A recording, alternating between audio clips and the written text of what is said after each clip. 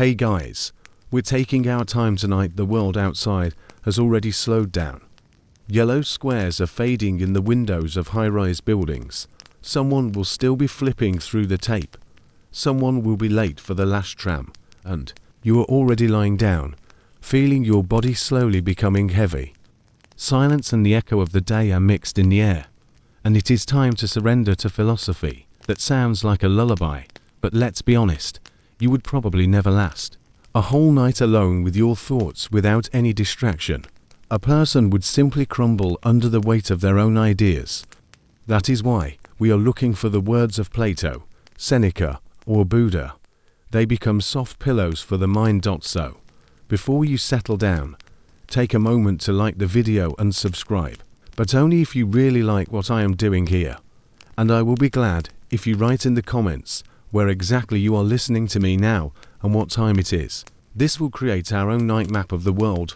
Now dim the lights, maybe turn on a fan for a quiet background hum, and let's dive into today's journey together. Your breathing slows, the room feels like it has shrunk, and you are left with the faint sound of your own pulse. The world has paused, but your mind refuses to stop. Thoughts appear like little moths fluttering around a lamp, some harmless, others gnawing. You try to brush them away, but they return. And here's the secret. Everyone from emperors to wandering swordsmen struggled with the exact same swarm. Marcus Aurelius, for example, wrote at night under the weight of a crumbling empire. The Roman frontiers were burning. Betrayal was a daily rumor. And yet his greatest battle was fought not in the fields of Germania, but inside his skull. He scribbled in his journal lines that were never meant for an audience. Just reminders to himself: stay calm, endure, remember you are mortal. It's ironic that the most powerful man in the world needed sticky notes for the soul. But maybe that's why he survived so long. Meanwhile, across an ocean and centuries later, Miyamoto Musashi was also scribbling, though in a very different way. His strokes were not just ink, but cuts across opponents in silent duels. Imagine him standing barefoot on a misty field, wooden sword in hand, reminding himself that clinging to comfort was weakness. The man even refused to bathe properly. Historians still argue whether it was strategic caution against ambush or just samurai-level stubbornness. Either way, his body was uncomfortable, but his mind was sharp as the edge of his blade. And then, much later, Carl Jung stepped into the night in a quieter, but equally fierce struggle. Unlike Marcus, Jung didn't face legions, and unlike Musashi, he didn't duel under the moon. His fight was with dreams. He dove into his own unconscious, like a spelunker in a bottomless cave, sketching bizarre creatures and mandalas. Scholars still debate whether Jung's visions were psychology, mysticism, or some eccentric Swiss man's excuse to draw colorful dragons in a notebook. But what mattered was that he wasn't afraid of the darkness. He looked at it directly and decided it could be a teacher. You lie there now, hearing the fan, feeling the cool air skim your skin. And you wonder if emperors, swordsmen, and psychoanalysts had trouble handling their own minds. What chance do you have with unpaid bills, an inbox of unanswered messages, and that awkward thing you said 3 years ago that still echoes in your head at 2 a.m.? The truth is, this is the exact battlefield where you can become unbeatable. Not in ignoring your thoughts, not in silencing them, but in learning how to lean into them with the right mindset. The night itself is a kind of test. The shadows on the wall turn into strange figures. The creaks of your apartment suddenly become questions. Is it the pipes or destiny knocking? Your mind races, but the philosophers whisper back, slow down, watch. Do not fear the echo of yourself. And here's where the humor slips in. Imagine Marcus Aurelius, in the middle of drafting orders to generals, suddenly scribbling a reminder, don't throw a tantrum today. Imagine Musashi refusing to wash his hair before a duel, his opponent distracted, not by his swordsmanship, but by his smell. Or Jung waking up after a dream of a talking fish and thinking, well, this will definitely confuse Freud. These were geniuses, yet human enough to be both wise and ridiculous. So tonight, As your eyelids grow heavier, you aren't asked to fight the entire world. You're just asked to notice it, the noise of your own mind, the silliness of your fears, the strange comedy of history. You already belong to a lineage of thinkers who turned sleepless nights into training grounds. The secret is not that they eliminated worrying, but that they transformed it into fuel. In a sense, lying in bed right now, you are standing in the same stream of history. Your thoughts are not separate from theirs. They're the same restless waters, flowing across centuries. Marcus dipped his pen in them. Musashi swung his sword through them. Jung painted them into dreams. And you just have to breathe with them until sleep takes you. The hum of the fan keeps you tethered to the present, but your mind drifts far beyond the room. Rome stretches out before you, not as marble postcards or Hollywood backdrops, but as Marcus Aurelius actually saw it. Noisy marketplaces, squabbling, senators, the smell of smoke and sweat and goat skins. You can almost hear the hooves of horses striking the cobblestones outside the Palatine Hill.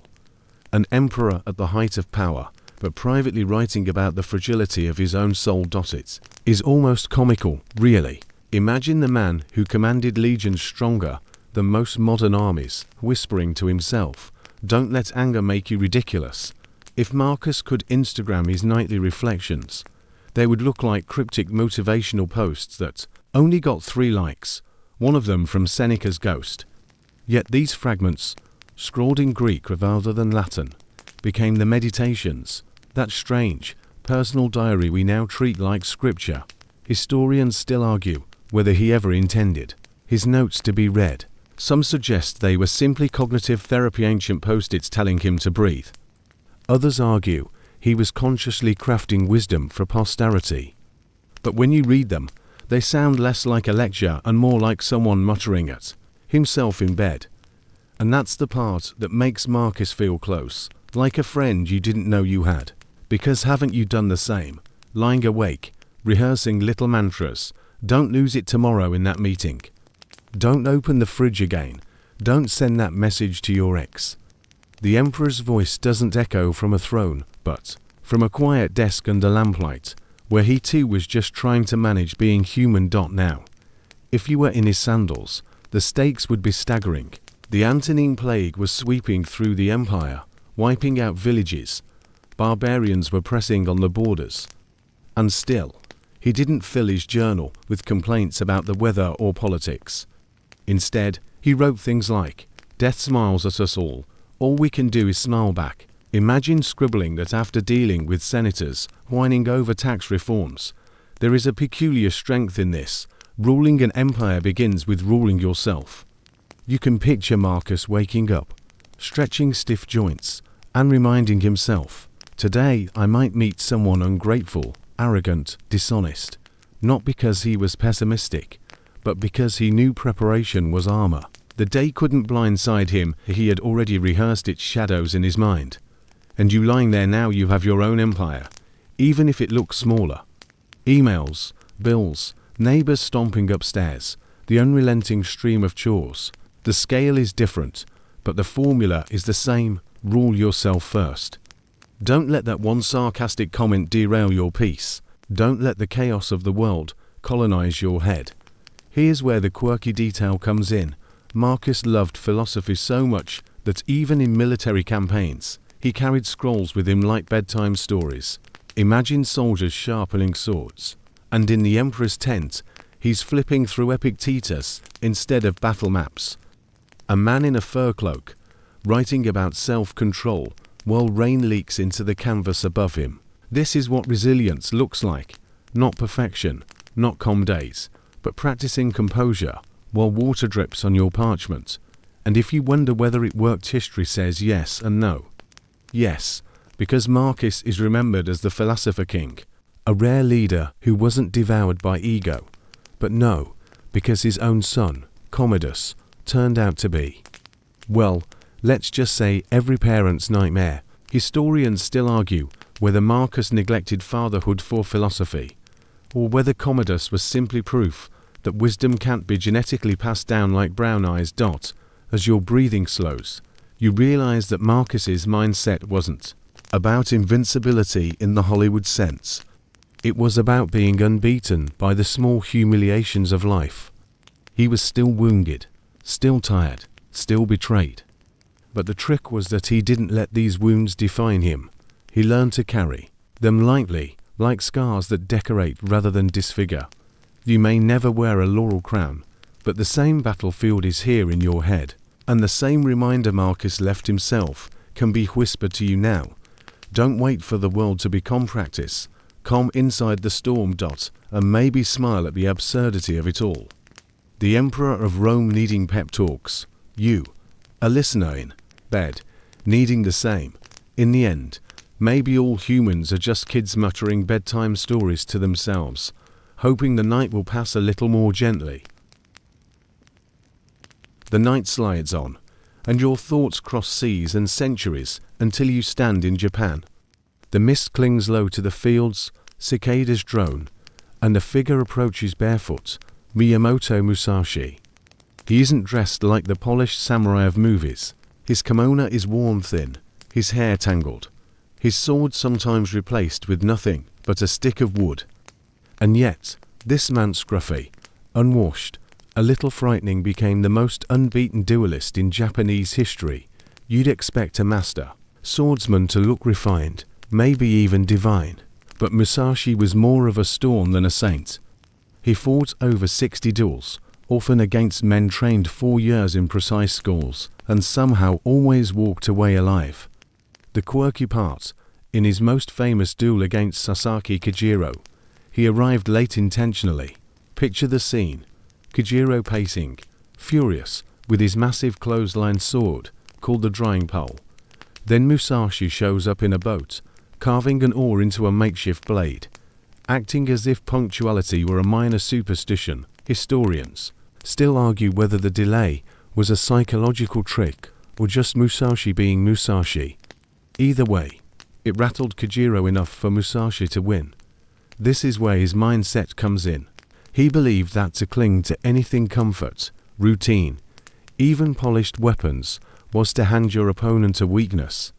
Musashi wrote later in the Book of Five Rings that the way of the warrior is resolute acceptance of death, meaning, if you already accept the worst outcome, you're free to act without hesitation. And that is terrifying to someone who still hopes to be spared. Think about that. You get nervous before a job interview or a presentation. Musashi would probably tell you, you're already dead, not in the horror movie sense, but in the freeing sense. If you stop trying to cling to perfect outcomes, you move faster, speak clearer, strike harder. You're no longer negotiating with fear. You've made peace with it. Of course, Musashi was not some flawless superhero. He had odd habits that made him look like an eccentric monk of chaos. He lived in caves, refused luxuries, sometimes didn't bathe 4 days. One legend says he avoided washing his hair so opponents couldn't grab it in combat. Practical, if a bit unhygienic. Imagine his poor sparring partners. The smell was the first attack. Another quirk, he would switch hands in mid-duel, training to fight ambidextrously, as if his whole body were a trick waiting to unfold. What makes him so hypnotic is not just his skill, but his detachment. He could walk away from titles, wealth, even from weapons themselves. There are stories of him beating armed opponents while using a stick. You almost hear him whispering, "If you think the tool makes the master, you've already lost." And there's something in that for you, too. You don't need the latest gadget, the perfect routine, or the flawless plan. You need the presence, to act with whatever you have at hand, even if it's just an oar. Historians still argue whether Musashi's victories came from supernatural talent or psychological warfare. Did he simply outskill his opponents, or did he break them in their minds before the first clash? Either way, the result was the same, unbeaten, not because he was invulnerable, but because he was unwilling to play by rules that others clung to. And lying here in the quiet, you can taste that lesson. How many of your own struggles come from clinging to expectations, to comfort, to the hope that things will go smoothly? Musashi's barefoot silhouette reminds you, let go, step forward, and act as if nothing can be taken from you, because, in the end, even the samurai's most treasured possession, the body itself, was considered temporary. What mattered was the mindset. You breathe in, slow and calm, and in that rhythm, Musashi's duels blur into your own daily battles. The clash is less about steel and more about silence, a refusal to panic, a refusal to clink, and somewhere in the night, you imagine him smirking half sage, half trickster, as if to say, don't be late for your life, but don't be afraid to arrive on your own terms. The fan keeps turning, and your eyelids grow heavier, but your thoughts wander deeper, not to swords or empires now, but to shadows. Jung's shadows, they creep into the corners of your mind at night, when the lights are low and the apartment hums like a hollow shell. You've met them before, even if you didn't have the vocabulary. The embarrassing memory that makes you wince while brushing your teeth. The resentment you swallow when smiling at someone you envy. The thoughts you pretend you never had. Jung called all of that the shadow. It wasn't evil, not exactly. It was simply the parts of yourself you lock in the basement, hoping no one ever finds them. And yet, Jung believed those basement dwellers don't just disappear. They rattle chains, they leave fingerprints, they sneak into dreams. That's why your subconscious sometimes plays horror movies while you sleep. Creatures, falls, teeth crumbling in your mouth, the quirky bit. Jung kept a massive, red leather-bound book where he illustrated his own dreams and visions. He drew cosmic serpents, talking old men, and mandala-like shapes. Imagine a Swiss psychiatrist with the energy of a Dungeons and Dragons dungeon master. Historians still argue whether his red book was pioneering psychology, occult nonsense, or just a man amusing himself in watercolor at 2 a.m. But here's the key. Jung believed you couldn't become whole until you faced these shadows. If you keep denying them, they don't vanish, they possess you. The person who insists, "I'm never angry," often explodes one day over a minor insult. The one who declares, "I'm selfless," may secretly manipulate others to feel superior. Jung would say, the shadow has taken the wheel. You feel that truth when the room grows silent. Shadows lengthen on the ceiling, looking like cracks in your own mind. But instead of running from them, Jung invites you to sit down with them, pour tea, and ask, "So what do you want?" This sounds absurd until you realize your hidden side often contains raw energy, anger that can be turned into courage, envy that can become ambition, fear that sharpens caution. Think of it like Musashi's or Marcus's journal. The tool doesn't matter, it's how you wield it. The shadow is raw wood, rough and dangerous, but once you carve it, it can be a blade. One quirky story. Jung once carved little figurines of his dreams and arranged them in his garden, like his subconscious had built its own dollhouse. Neighbors must have wondered, the psychiatrist is playing with toys again. But to him, it wasn't childish, it was training. Just as Musashi practiced switching swords between hands, Jung was practicing switching masks between parts of the psyche. And tonight, lying here, you can test his method. Instead of banishing every awkward thought, let it pass through. The envy, the regret, the what if they walk across the stage of your mind like actors rehearsing. You don't clap, you don't boo, you just let them play their parts. They're not you in total, but they're you in truth. Historians and psychologists still debate how scientific Jung really was. Did he discover universal archetypes, or was he just a gifted storyteller of the soul? Perhaps both. But even skeptics admit the man touched on something real, because every time you flinch at your own reflection, you're living proof of the shadow. So tonight, your unbeatable mindset gains another layer. Marcus gave you discipline, Musashi taught you detachment, and Jung now offers a paradox, strength. Calm is from facing the very things you'd rather deny. Like opening the cellar door and realizing the monsters down there are just you waiting for a little air. The fan keeps humming. Shadows stretch, not to scare you now, but to remind you, half your power is hidden where you least want to look. Your body sinks deeper into the mattress, and with each breath you feel heavier, slower, almost fused with the quiet. Yet your mind still circles like a restless bird. This is where the real test begins, not in dramatic battles or fiery speeches, but in that uneasy space between wakefulness and sleep. You know the sensation. The mind wants to run, while the body begs to stop. And here's where philosophy presses its finger gently on your chest and whispers, discipline is your rope across the dark. Motivation, that's the sparkler that burns out before you finish the driveway. You know it, those bursts of new me energy. Scribbled plans, gym memberships that last about 3 Tuesdays. Even Marcus Aurelius had to laugh at motivation. He wrote that sometimes he woke up hating the day, groaning under the covers. Imagine the Emperor of Rome, dreading Monday morning, a modern office worker. And yet he forced himself up with one thought: you are a human, not a cow. You were made to work. A bit harsh, maybe, but effective. Discipline, by contrast, is like a quiet candle. It doesn't flare and fizzle. It just stays lit. Musashi carried this to an extreme. He would practice drawing his sword thousands of times, repeating until the motion wasn't thought but instinct. There's a legend of him staring at a carp in a pond for hours, waiting for it to twitch, training his reflexes to strike in that same fraction of a second. Was it true? Historians still argue whether Musashi really tortured fish with his attention span, or whether the story was just samurai myth-making. Either way, it illustrates the point. He wasn't relying on mood. He was carving discipline into bone. You probably won't sit by a pond until your dinner blinks, but you know the pattern. Small daily practice until action requires no bargaining. Jung added a psychological twist. He noticed people often rely on motivation to avoid confronting themselves.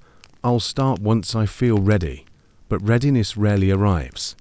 The shadow, that trickster, whispers excuses. Jung's antidote, ritual. He drew, wrote, carved figurines not because he felt like it, but because doing so kept his unconscious flowing instead of festering. And now, lying in bed, you see how this connects. Motivation is fragile. It collapses when the night feels heavy, but discipline is a rope ladder out of the pit. You don't wait to feel like climbing, you grab the rung. Each time you repeat a small action, writing a sentence, taking a step, breathing through anxiety, you prove to the shadow, to the emperor's ghost, to the swordsman's smirk, you're not crumbling. Here's the quirky human part. Even the ancients joked about their failures. Marcus admitted he lost patience with falls. Musashi once botched a duel by charging too soon. Jung confessed he sometimes couldn't tell if his dreams were wisdom or indigestion. They weren't machines of discipline. They were stumbling, messy, occasionally ridiculous men who kept showing up anyway. And maybe that's your comfort tonight. You don't need perfect focus. You don't need sparks of glory. You just need to keep brushing the moths away, lighting the candle, and carrying it until morning. Because unbeatable doesn't mean untouchable, it means UNCOLLAPSING. So your eyelids lower a little more, your breathing steadies. Discipline hums inside you, like the fan in the corner, soft, steady, unnoticed until suddenly you realize it's the only thing that kept the night from swallowing you whole. You feel the night padding softly around you like a cat on carpet, and somewhere in that hush your mind replays the tiniest insults of the day. A driver cut you off. Someone sent a message with a period so menacing it felt like a punch. You keep reaching back to fix the past with your imagination, as if the universe has an edit button. This is where Stoic perspective becomes armor, not a shiny cinematic breastplate, but the kind of underlayer you forget you're wearing until the arrow glances off. Start with the oldest trick. The view from above. Marcus would imagine zooming higher and higher, first above the city, then the province, then the whole earth, until the problem in front of him shrank to a grain of dust among countless other grains. Rome looked eternal from street level. From the edge of the stars, it was a shimmering ant trail. That rescaling snaps the spell of urgency. Your inbox is not a burning frontier. It's pixels on a glass rectangle held by a primate who needs sleep. Common fact: Roman thinkers, Marcus among them, routinely practiced this cosmic vantage to deflate ego and anxiety. Next comes the tidy Stoic schema Epictetus loved. What depends on you versus what does not. You do not control other people's tone, timing, or typos. You control your interpretation and response. Think back to the emperor's bedside pep talks, those sticky notes for the soul you laughed at. They were really filters outside. Events go in, interpretation comes out. If the filter is clean, the mind stays clear. If it's clogged with assumptions, everything smells like offense. Yes, Musashi would approve of using smell as a metaphor. Remember, the duel where his first attack might have been his aroma. Then there is the rehearsal of setbacks, premeditation of misfortune. We brushed this in your first nights with Marcus, expecting rudeness, delays, incompetence. It isn't pessimism, it's immunization. When you've already met the annoyance in your imagination, reality can't surprise you with it. Like practicing a fall in slow motion, so the real stumble doesn't shatter your knees. You can rehearse tomorrow right now. The late reply, the minor bill, the coffee spill that prints a galaxy on your shirt. If they arrive, you greet them like old acquaintances. If they don't, you've lost nothing but a few seconds of theatre. There's a more theatrical version, too, the Roman whisper at a triumph. As a general rolled through Rome in a chariot, a servant supposedly breathed into his ear, "Remember, you are mortal." Whether every triumph had this scene is debated. Historians still argue whether the whisper is solid tradition or a later flourish retrofitted to flatter Stoic sensibilities, but the spirit is clear. Even your greatest moment is a passing float in the parade of time. That reminder isn't meant to depress you, it frees you. If the best won't last forever, neither will the worst. Quirky detail for bedtime.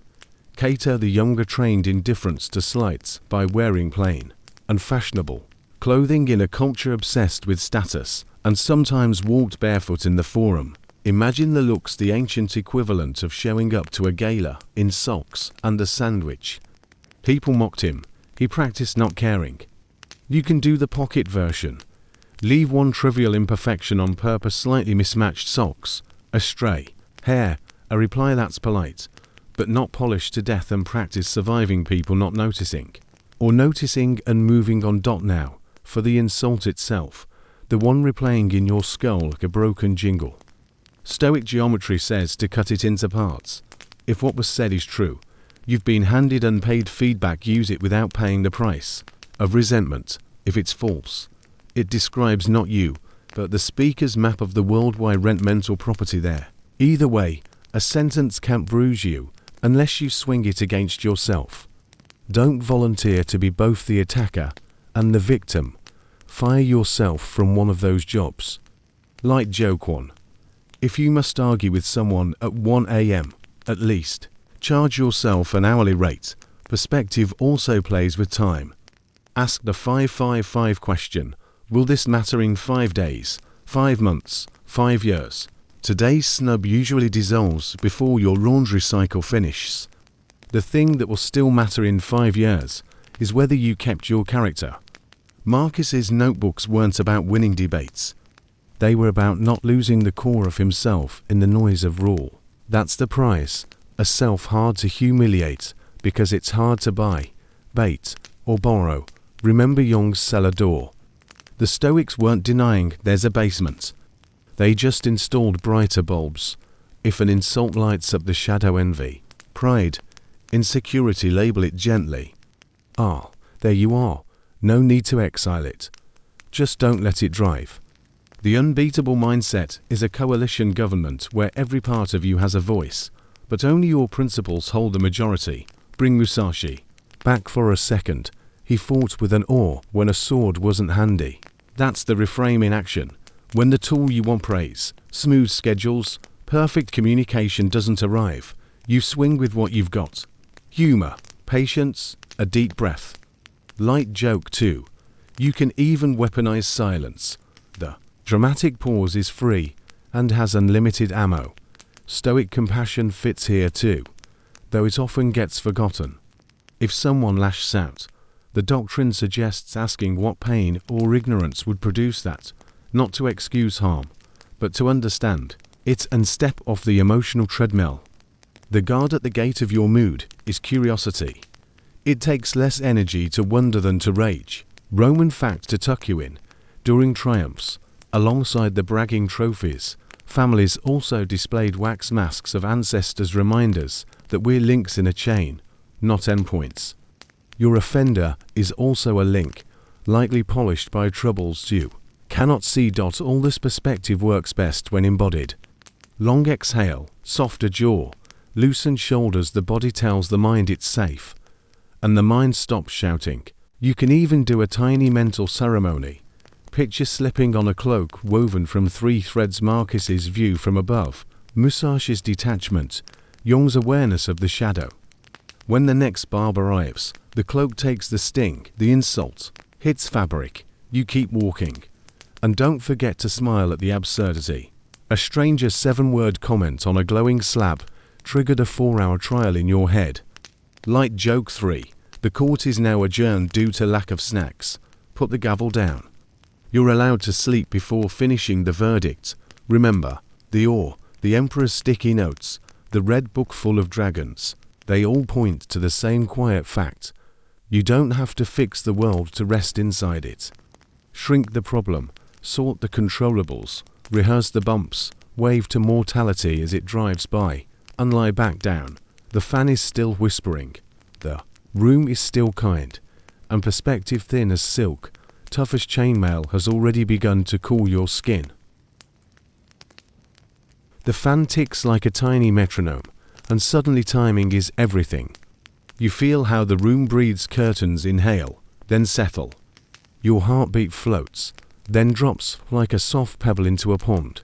That's when Musashi steps back into the dark, not with drama, but with that unsettling calm that makes even silence feel edged. Remember his awe. Tonight it isn't a prank, it's a clock. He didn't just win by swinging, he won by deciding when the world would move. Close your eyes and stand with him on that strip of sand where waves stitch and unstitch the shore. The island has a name, Ganrajima, and the duel is one you already know by rumor. Sasaki Kajiro with the great blade, Musashi with the makeshift wooden length, the late arrival that snaps nerves.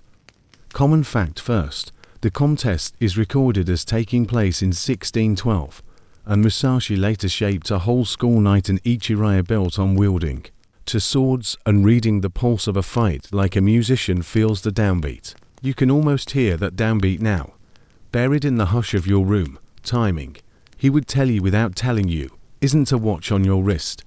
It's a distance in your bones. The Japanese call it mai, the living space between two forces. Too far and your strike is a postcard that never arrives. To close and you're already paying for postage with your ribs. Musashi lived inside that space like a cat lives inside a cardboard box, relaxed, coiled, absolutely at home.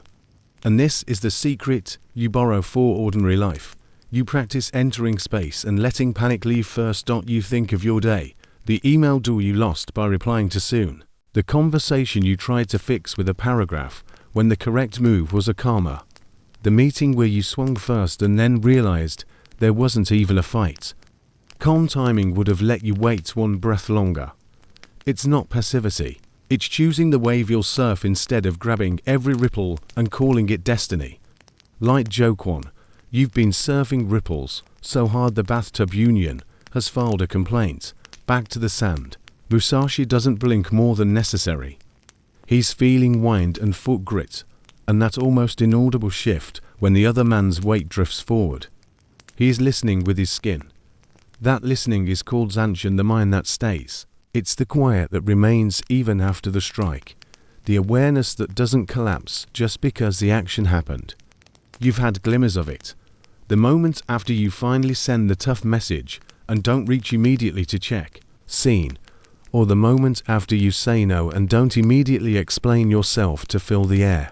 Zanshin is the decision not to fall into the hole you just stepped over. Quirky footnote for your pillow. Later in life, Musashi wrote his teachings while living in a cave rigando like a man who had evicted himself from distractions. Picture the most feared duelist in Japan sitting cross-legged under a ridge of stone, scratching about water, rock, wind, fire, emptiness, and timing, while a gecko judges his handwriting. It's both monastic and a little comic, the champion of steel ending as a cave blogger. Historians still argue whether the cave years polished a legend already made, or whether the legend was sanded smooth by students and storytellers afterward. But the image holds, a man listening so hard that rock could speak. The technical part filters into your breath. Timing as sub-arts. Sometimes you go first because you feel the crack forming in your opponent's balance, sen no sen. Sometimes you go with them, braided into their intent, sen no sen. Sometimes you reply as the door closes late, but with the hinge in your hand, go no sen. You know these modes even if you've never named them. You've preempted a problem by writing a clean, simple email before the mess began. You've caught a conversation mid-flight and steered it by asking one calm question. And you've answered, late, but with clarity, that made lateness the new on time. Marcus would approve of this economy. It's Stoic thrift applied to time instead of money. Why spend 10 words when waiting buys you the one word that works? Jung nods from the cellar door. 2. When you don't leap, the shadow has time to cough up motives. Are you about to swing? Because you're threatened or because you're right? The extra breath is not procrastination. It's quality control. Light joke 2. Consider it ISO certification for your decisions and Somnia standards organization. Another common fact folds into the lullaby. Musashi's school emphasized wielding both long and short swords together, not because two is cooler than one, though your inner action movie might insist, but because life rarely offers perfect distance. The long blade is reach, the short is adjustment.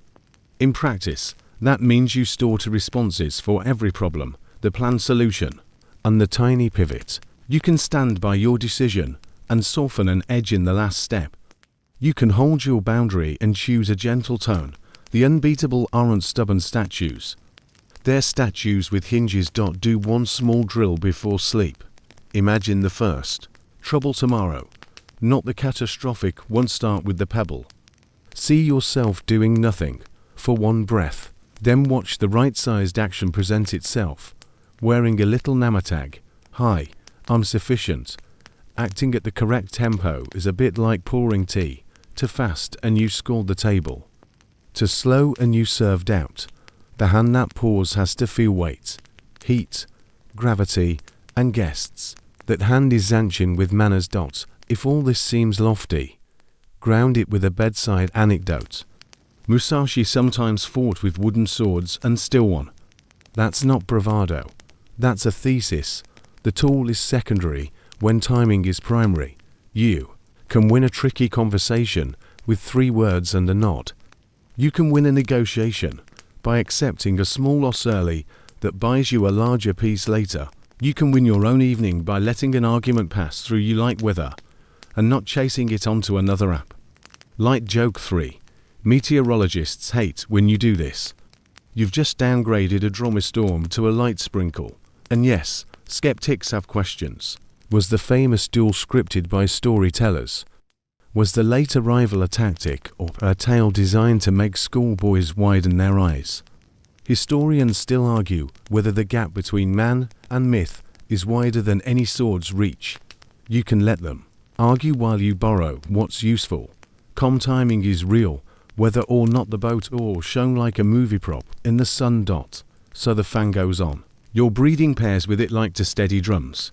You feel the room's the distance where panic can't find you. If someone waves a word at you tomorrow, you won't race to catch it. You'll watch it pass, see if it returns, and then choose your moment. If an opportunity arrives, you won't pounce because of fear of missing out. You'll step because your feet found the ground. Remember the emperor's sticky notes, the cave blogger's patience, the cellar door's honesty. Stitch them together, and you get quiet that cuts soft, edged, and kind, on the island of your bed. The tide slides out and in again, sewing and unsewing the edge of sleep. You don't make a move. You let the wave pick you up at exactly the right second, and it carries you forward without splashing the walls of your skull. That's timing. That's the silence of the sword. That's how you win without hurrying. The ceiling above you looks plain, but your mind projects symbols onto it like constellations.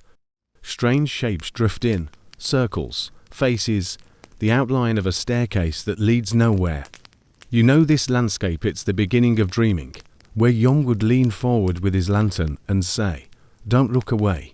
Dreams, for him, weren't random static. They were maps. Your unconscious was drawing in chalk on the blackboard of the night, sketching little diagrams to show you where the shadow lived, where the gold was buried, where you were still pretending. Common fact here, Jung spent years documenting his dreams and visions in what he called the Red Book, now famous as a surreal tapestry of text and image. He didn't hide from his dreams, he published them as if they were treatises. Historians still argue whether he was brave or simply eccentric, enough to put his nightmares on display, but the effect was clear. He taught people to treat sleep as a conversation, not a glitch. Imagine that you go to bed expecting rest, but instead, it's like entering a subway system with maps pinned to the walls. The train might be crowded with familiar faces, or maybe a dragon is selling tickets, but either way, your psyche is pointing at something. Jung would insist the figures in your dream aren't random extras, they're archetypes. The wise old man, the great mother, the trickster. They're actors wearing masks to tell you a story about yourself. Quirky detail, Jung once dreamt of a house. At first, he walked through bright, modern rooms. Then he found stairs that spiraled downward, into medieval chambers, then deeper still into ancient stone foundations, until finally he was in a cave with fossils. He woke up convinced he had found an architectural blueprint of the psyche itself. Top floor, conscious mind. Middle floor, personal unconscious. Basement, collective unconscious, stocked with images that humanity shares. It's like discovering that beneath your apartment is a labyrinth shared with every sleeper who ever lived. So tonight, when your eyelids flutter, think of yourself as cartographer. Each odd dream fragment is a compass needle, shaky but insistent. The teeth falling out, anxiety about control. The endless staircase, fear of progress or failure. The sudden reunion with someone long gone, a part of your mind still weaving threads. Of course, Jung warned against simplistic dictionaries. He wasn't a fan of those dreaming of fish means money manuals. He urged people to ask, "What does this fish mean to you?" Marcus Aurelius, if he were leaning on the bedpost, would smirk at this. He himself recorded dreams of philosophers visiting him, often treating them as nightly lectures. The Romans believed dreams were messages from the gods. Though Marcus was practical, whether divine or digestive, they could still be useful. And Musashi, he probably treated dreams as just another terrain to scout, like rivers before a campaign. If your unconscious throws a duel at you, practice your timing there too. You might laugh at the seriousness Jung gave his visions, but ask yourself how many ideas, inventions, or decisions have you half dreamt first. The quirky hum of the brain at night sometimes delivers solutions you couldn't brute force by day. That's the gift of treating sleep as a map instead of a blank screen.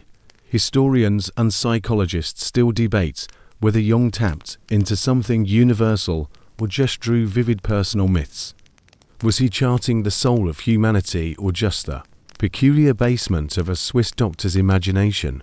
The jury remains out. But even skeptics find themselves wondering, at 3 a.m., whether that falling dream is just neurons misfiring or a rehearsal for letting go. So tonight, instead of dismissing your dreams, treat them as messages slid under the door. You don't have to decode them perfectly, you just have to notice the handwriting. The unbeatable mindset doesn't banish the irrational, it recruits it. Marcus gave you perspective, Musashi gave you timing, and Jung now gives you a lantern to carry into the caverns of sleep. And if a dragon shows up, offer it tea. It's probably just another part of you that was waiting, patient and scaly, to be seen. The fan keeps circling, but your thoughts march toward discipline again, this time in daily rituals, those invisible gears Marcus Aurelius used to keep his empire of the mind intact.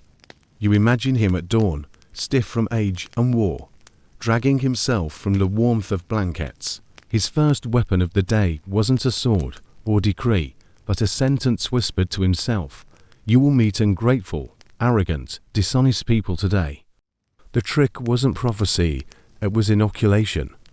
By rehearsing the rudeness before breakfast, he turned surprise into expectation. Common fact, Marcus actually kept notebooks filled with these reminders, known now as the meditations. They weren't polished essays, but bedside scrawls, many of them starting with "Today you will."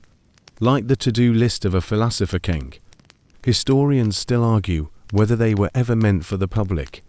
Maybe they were just sticky notes to his future self, private pep talks against despair.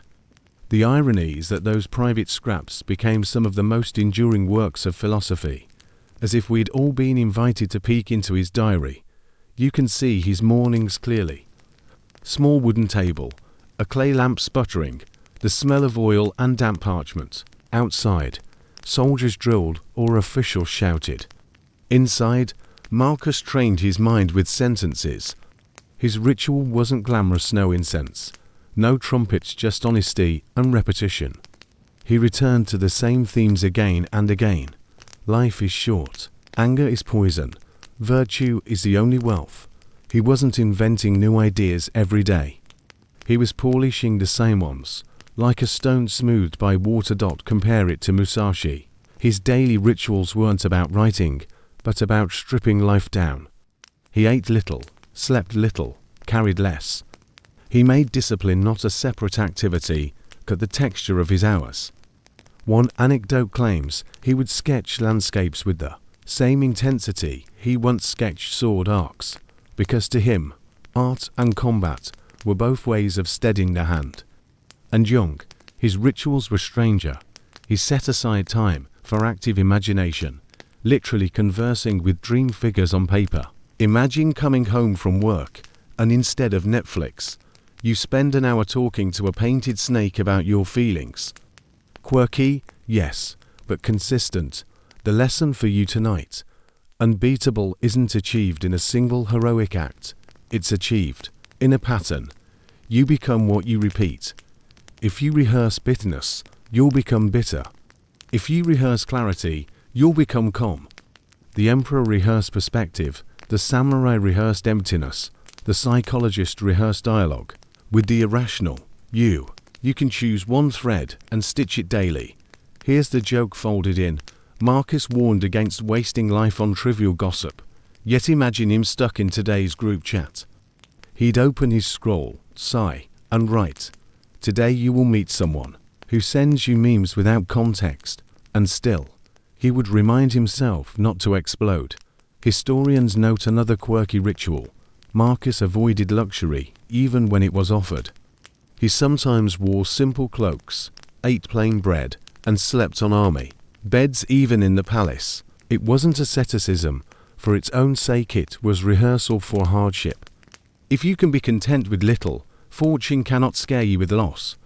Try your version, skip one indulgence, not to punish yourself, but to remind yourself that you aren't enslaved by it. And as you breathe slower, you see that rituals are less about control and more about conversation with time. Morning sentences, wooden swords, mandala sketches, they all whispered, "You can't master the world, but you can meet it prepared." So tonight, your own ritual begins with this, noticing that you are lying down, hearing the fan, letting your shoulders fall. It isn't dramatic, but it's the kind of repetition Marcus would nod at. He'd tell you, write your sentence, live your sentence, repeat your sentence. That's the empire. That's how you rule yourself first. The night feels denser now, as if the air itself has grown heavy, pressing you deeper into the mattress.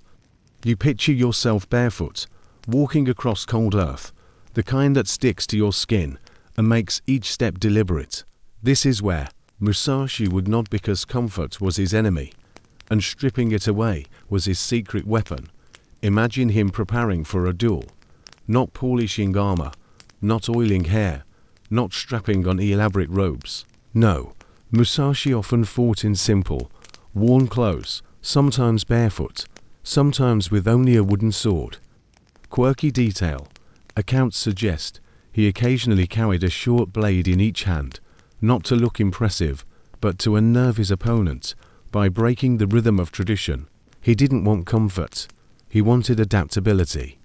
Historians still argue whether his disregard for appearance was genius psychology or just stubborn disdain for manners, but either way it worked. His presence itself was disarming, part hermit, part storm cloud. Comfort dulls awareness, he believed. When your sandals are too soft, you forget the ground. When your meals are too rich, you forget hunger. Musashi trained himself to stay slightly off balance, like a man standing on the deck of a ship, always adjusting. That meant he was never shocked when the world shifted, because for him, it was always shifting. You've seen the opposite in your own life. Comfort becomes a trap, the perfect chair that makes you avoid walking, the perfect playlist that makes silence unbearable, the perfect schedule that collapses the moment a real problem arrives. Musashi's barefoot lesson is that to be unbeatable, you must be okay when comfort vanishes, because it always will. Think of the duel on Ganrejima again. Sasaki Kojiro trained with his massive drying pole blade, honed and elegant. Musashi arrived with an oar he had carved into a makeshift weapon. Kojiro had mastery of form. Musashi had mastery of improvisation. That's the difference between clinging to conditions and being free of them. And yes, Kojiro's sword may have gleamed brighter, but Musashi walked away alive. Jung would grin at this point, because he knew the psyche also tempts you with comfort, denying your flaws, softening truths, decorating shadows with excuses. He'd say, barefoot honesty is better than velvet illusions. Marcus, too, would approve. He wrote of reminding himself that the bed feels warm, but you were born for labor. Imagine Rome's emperor groaning at dawn, lecturing himself like a sleepy student. The emperor, barefoot in spirit, nudging himself toward reality. Here's your gentle joke. Musashi's poor opponents probably thought, this man smells like he hasn't bathed in weeks and he's late. Surely I can win. And then, surprise, down they went. Unbeatable doesn't have to look elegant. Sometimes it looks like stubborn scruff and dirty toes. So how do you practice this in the quiet of your life? Start small. Try walking across your kitchen floor without slippers, noticing the texture under your feet. Skip one comfort, not forever. Just enough to remind yourself you can. Drink water instead of soda once. Sit without music once. Turn off the soft lamp and sit in dimness once. Each act whispers, you're not dependent. You can walk barefoot into battle. Historians will keep debating whether Musashi's rejection of luxury was ascetic philosophy or eccentric branding. But in your room tonight, the lesson is practical. Comfort is a guest, not a master. If it leaves, you still remain. The floor may be cold, but your feet still carry you forward. And as you breathe deeper, you realize, unbeatable is not about finding perfect conditions. It's about becoming the kind of person who no longer asks for them. The fan still hums, but your attention drifts back toward the cellar door of the mind. Jung is waiting there again, lantern in hand, reminding you that the scariest things about yourself are often your best allies in disguise. You remember the shadow, those hidden impulses you'd rather deny. Now Jung leans closer and whispers, stop treating the darkness as enemy.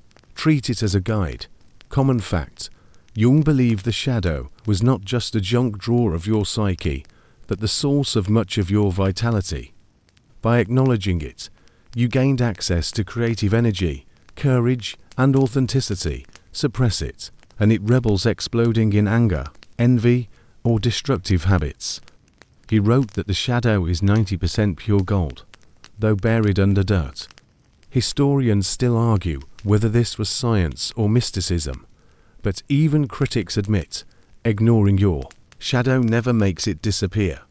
Imagine your jealousy. At first, it burns like a small, shameful coal.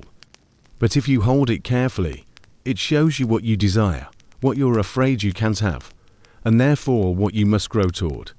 Anger, brutish when unleashed, but sharpened it becomes. Courage to say no, to draw boundaries, to step into the duel you've been avoiding.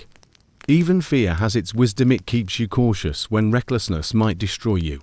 Musashi himself would not. His duels were terrifying, but fear reminded him to study the timing, not just rush in. There's a quirky story about Jung's own encounters with his shadow. During his confrontation with the unconscious, he claimed to speak with a figure named Philemon, a wise old man who appeared in visions and gave him advice. Was this hallucination, myth-making, or archetypal contact?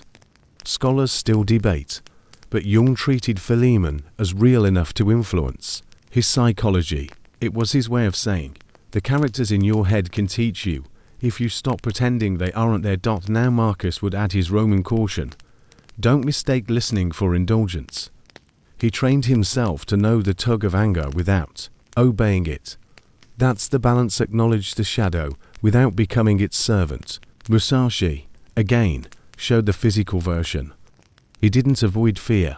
He walked barefoot into it. By accepting he might die, he stripped death of its bargaining power. And you, lying in the quiet, can do your small practice tonight, instead of shoving away that nagging thought, the envy, the regret, the itch for revenge. Let it sit beside you. Ask what it wants. You don't have to grant the wish. You just have to hear the message.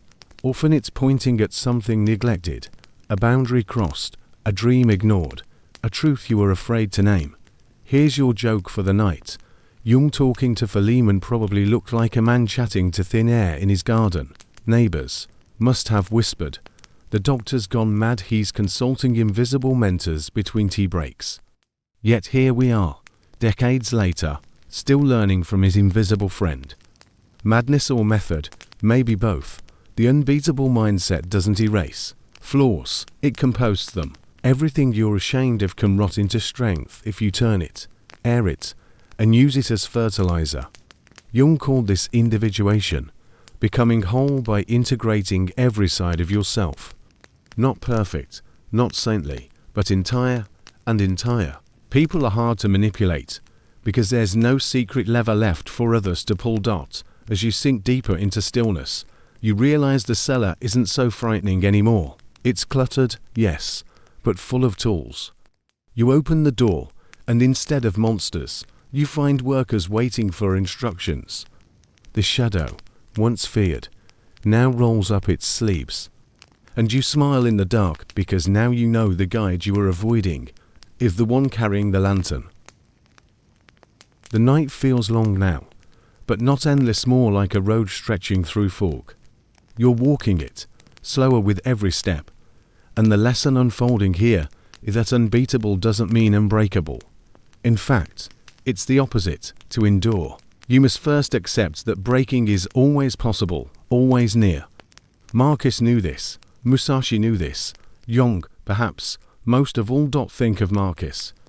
The man was an emperor, but also a husband who lost children to illness, a soldier who saw plague sweep through his armies, a man who woke each morning knowing death was sitting at his desk before him. His notes were not how to win forever, but how to endure what will inevitably break me. Common fact, Marcus wrote repeatedly about death, reminding himself that every life his own included was a short lease. Historians still argue whether his meditations on mortality were grim pessimism or practical self-soothing. But what's certain is this: by rehearsing the end, he softened the sting of living toward it. Musashi walked into every duel already resigned to dying. That wasn't fatalism, it was liberation. If you've already accepted the worst, the fight cannot bribe or terrify you. You're free to act with clarity. Quirky anecdote. In one story, he supposedly told his students that the way to live as a warrior was to think of yourself as already dead. Imagine getting that as career advice on your first day of training. Morbid, yes. But it explained his calm presence. He wasn't clinging to survival. He was serving the moment. And Jung. His break was not a sword duel or a battlefield, it was a psychological collapse. After splitting with Freud, he spiraled into visions and inner voices. Some called it madness. Jung himself called it confrontation with the unconscious. What saved him wasn't denial, but acceptance. He allowed the breakdown to become a breakthrough. His visions became the foundation of his theories. His nightmares transformed into maps for others. Sometimes, the way forward is only visible once. The old structure cracks. So tonight, as you lie here, think of your own fractures. The setbacks, the disappointments, the nights you thought you couldn't keep going. You didn't escape and broken you still carry cracks, but that's exactly why you're still here. You are not unbeatable because you never lose. You are unbeatable because loss doesn't erase you. You bend, you scar, you laugh at yourself, and you move again. Here's your little joke to soften the weight. If Marcus were on social media today, he'd probably post something like, "Remember, you could die tomorrow," and the comments would explode with, "Bro, chill. It's 7 a.m. But he'd just shrug because facing mortality over breakfast is exactly why he stayed sane in chaos. The unbeatable mindset is not made of iron. It's more like bamboo, flexible, bending in storms, but not uprooted. You may crack, but cracks let in understanding. Musashi carried scars from duels. Marcus carried grief in his bones. Jung carried whispers that others mocked. Yet all three kept walking. So as your breathing grows slower, let the acceptance sink in. You were breakable, you always were. But that's no weakness, it's the very reason you can adapt, endure, and keep whispering back to the night, "I am still here." The room is nearly silent now, except for the steady drone of the fan. And in that hush you realize something. Anxiety is a comedian that never leaves the stage. It performs the same jokes over and over. What if you fail? What if they laugh? What if the world collapses at noon tomorrow and somehow you keep buying tickets? Marcus, Musashi, and Jung all knew the trick. Sometimes the best armor isn't steel or silence, but laughter. Marcus lived with constant pressure wars, plague, betrayal, but he often wrote about treating life's absurdities with irony.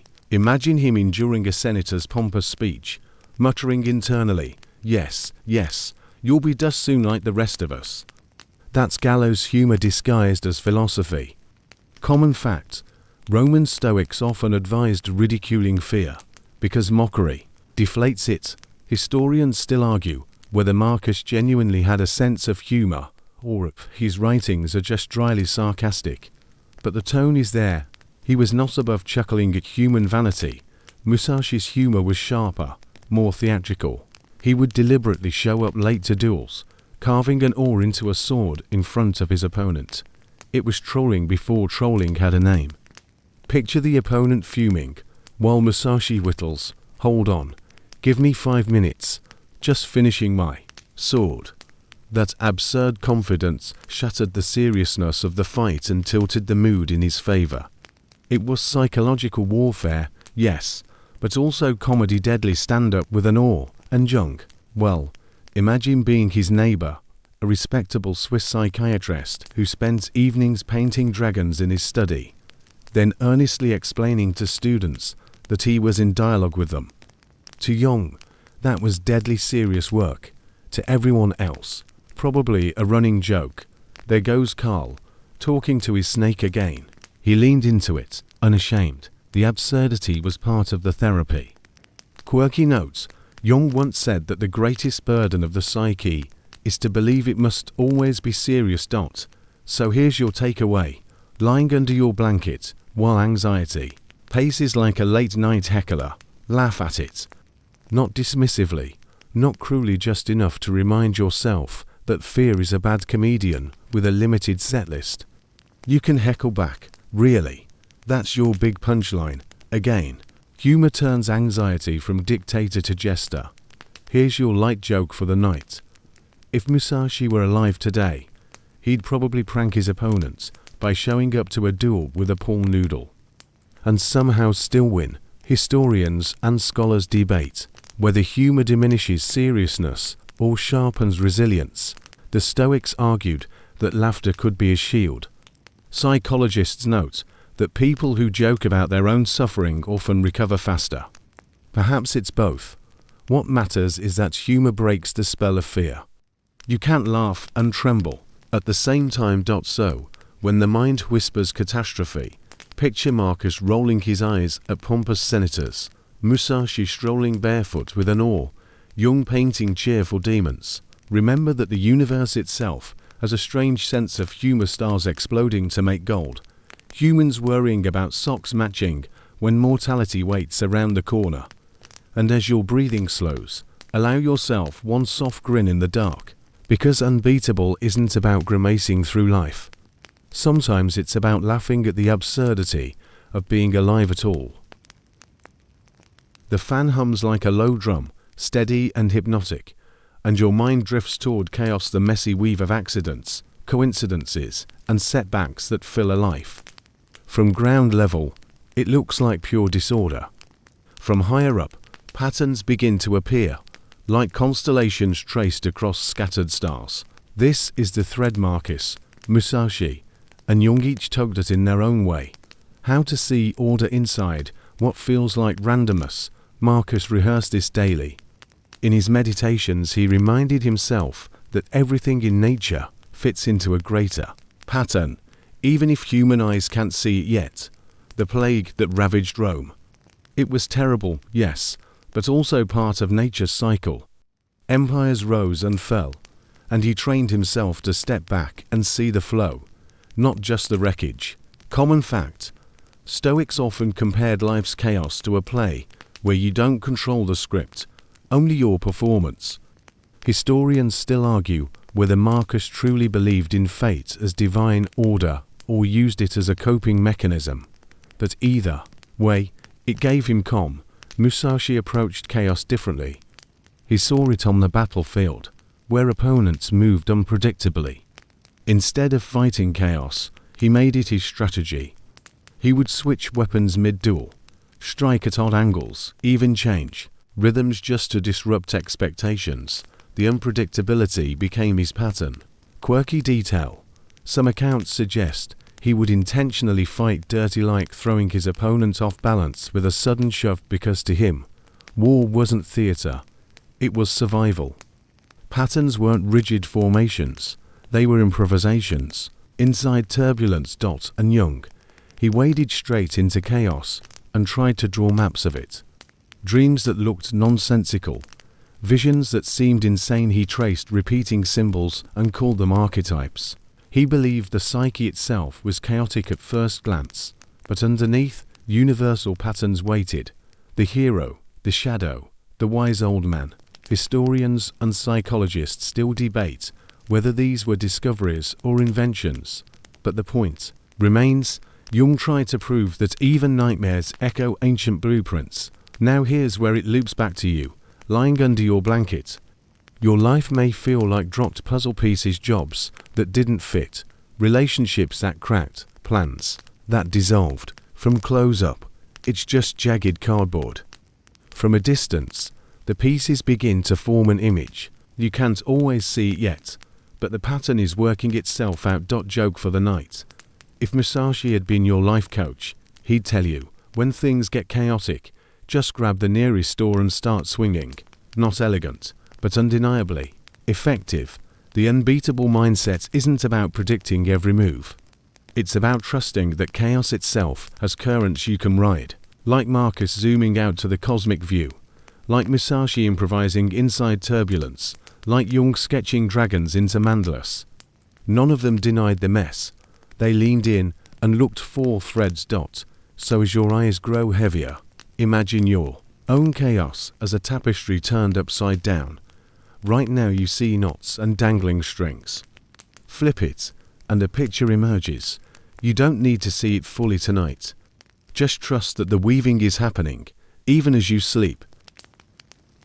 The night has stretched long enough that your body is almost liquid against the sheets. heavy but calm. This is the last thread to weave. Marcus, Musashi, and Jung, three men in three worlds tied together into a single mindset that can carry you through storms without snapping. You could call it resilience, but that word sounds too clinical, like a therapy worksheet. It's closer to a night map of survival, one you trace by candlelight as you drift towards sleep. Picture Marcus first. He gives you the vantage point, the high balcony, from which to see that insults are small, mortality is certain, and virtue is the only anchor. He whispers in your ear like that servant at the Roman triumph. Remember, you are mortal. Not to depress you, but to free you. If everything fades, why cling so hard to nonsense? Why waste tonight's rest replaying a sentence someone barked at you? Musashi appears next, barefoot, smudged with dirt, or in hand. He gives you detachment, the ability to walk into battle without clinging to comfort or outcome. He doesn't polish swords. He uses sticks. He doesn't rely on perfect timing from the world. He imposes his own. His lesson is blunt. Stop asking for conditions to be easy. You don't need perfect gear, mood, or moment. You need to swing with what's in your hand, steady and unafraid. And finally Jung, lantern glowing, shadows stretching. He gives you integration. He teaches that your darkness is not your downfall, but your reservoir. Every fear, envy, regret, they are tools waiting to be acknowledged. The cellar isn't a prison. It's a workshop. Enter it, and you leave more whole than you arrived. Together, they form a circle of presence. Marcus, prepare your mind. Musashi, master the moment. Jung, befriend the darkness. The unbeatable mindset isn't mystical or unreachable, it's the combination of three simple acts repeated daily: perspective, detachment, integration. Here's your soft joke to carry into sleep. Imagine all three in one room: Marcus scribbling in Greek, Musashi sharpening an oar, Jung painting a snake. None of them would get along. But together, they'd probably remind you not to take your anxieties too seriously. So tonight, as the fan hums like the faintest drum, let your breath become the beat. You're not untouchable. You're not unbreakable, but you are, in the deepest sense, unbeatable, because nothing the world throws at you can rob you of your choice to meet it with perspective, detachment, and wholeness. Let that be your night map. Fold it, tuck it under your pillow, and carry it into dreams. The story slows now, like footsteps fading on a long road. You've walked through empires, toured on beaches, descended into basements of the mind, and here, at the end, all the noise softens into one truth: you are still here. The world will not stop asking for more of you. It will throw noise, insults, comforts that dissolve, shadows you'd rather not face, but you have already learned that none of it can crush you if you know where to stand. Marcus showed you how to rise each day expecting difficulty, not resenting it. He reminded you that even emperors need sticky notes for the soul. Musashi showed you how to cut free from comfort, to face fear with a shrug, to swing with whatever tool is in your hand. And Jung showed you how to walk into the cellar, lantern held high, and find gold where you once thought there were only monsters. Together, they give you a rhythm for the night. Perspective when your mind races, detachment when you're clinging too tightly, integration when your shadows press against the walls. It isn't magic, it's practice, repetition, the kind of quiet discipline that outlasts chaos. So let your breath be slow now. Feel your body heavier, as if the mattress has grown arms to cradle you. The fan is the tide, carrying you further away from the sharp edges of thought.